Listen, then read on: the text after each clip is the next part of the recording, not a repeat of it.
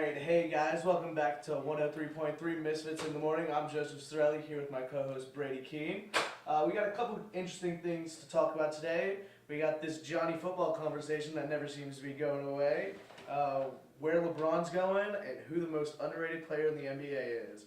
I'm going to let Brady start this one off with his boy Johnny football. Alright, yeah, Johnny's definitely my boy, but first of all, everybody says Johnny's not going to be successful in the NFL. I think the first thing you have to look at is that Johnny is a playmaker.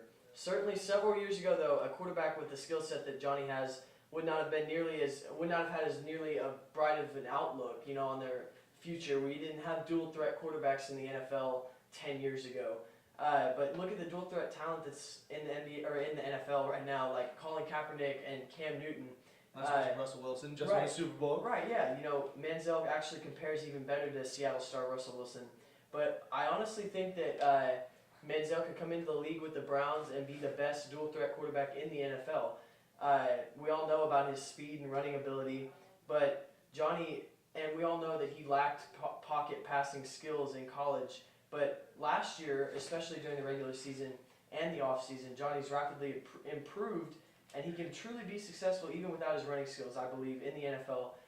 Because, as we've seen with RG3, you definitely don't want to rely on your running skills to be what gets you success in the NFL. One knee injury and you could be done. Right, and the defenses are certainly a lot faster out there in the NFL than Johnny was facing. But on the other hand, he was at the top of the college football ranks, facing Alabama, and he was having success there. And those guys are the talent that goes straight to the NFL. So, even whether he has his running ability or not, he's still going to be a successful quarterback.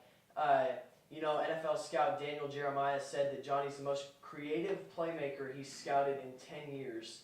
His instincts might be the best of any quarterback in the draft, and I think he's going to come into the Browns with Josh Gordon, and they just signed, who did they just sign? Hoyer. Yeah, no. That other receiver.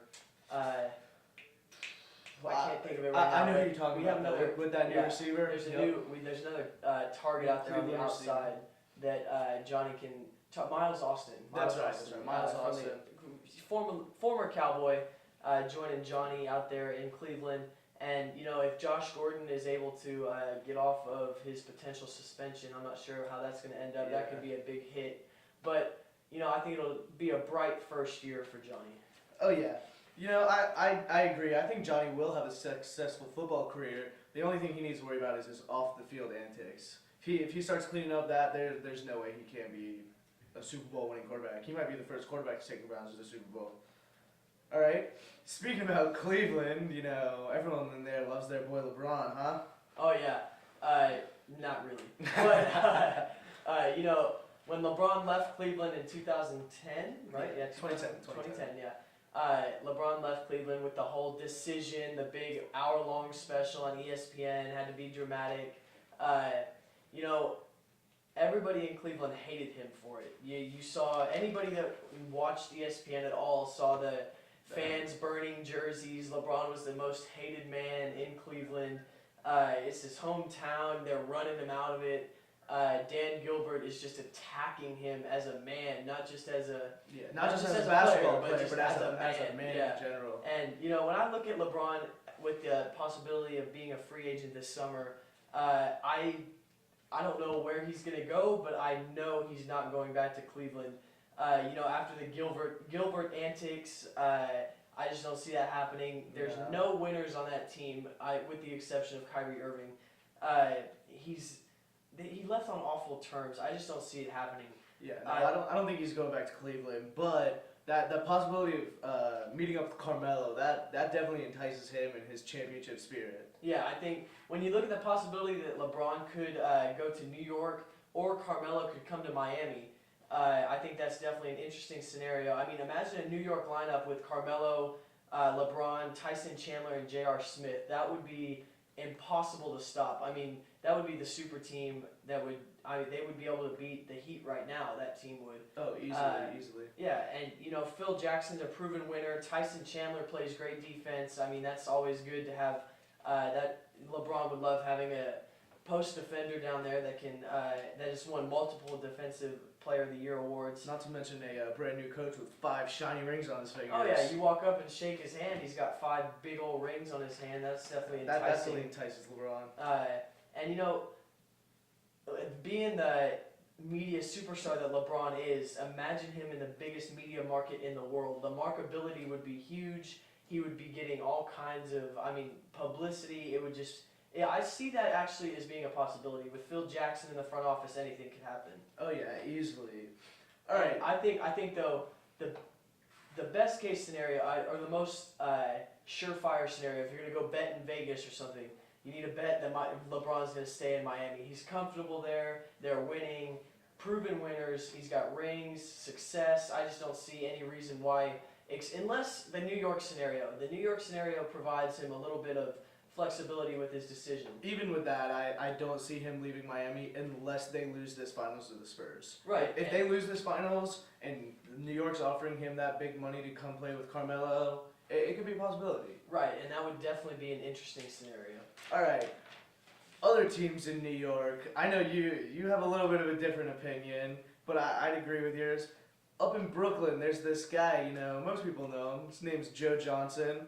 You don't really hear about him too much on these big name markets like ESPN, NBC Sports, CBC Sport, or CBS Sports, stuff, places like that. But you can't sleep on this guy. 7-time All-Star, 36.3 minutes per game, average. Looks like we got a caller here. Hey, buddy, what's your name and where are you from? Hey, I'm Jordan. I'm from New York City.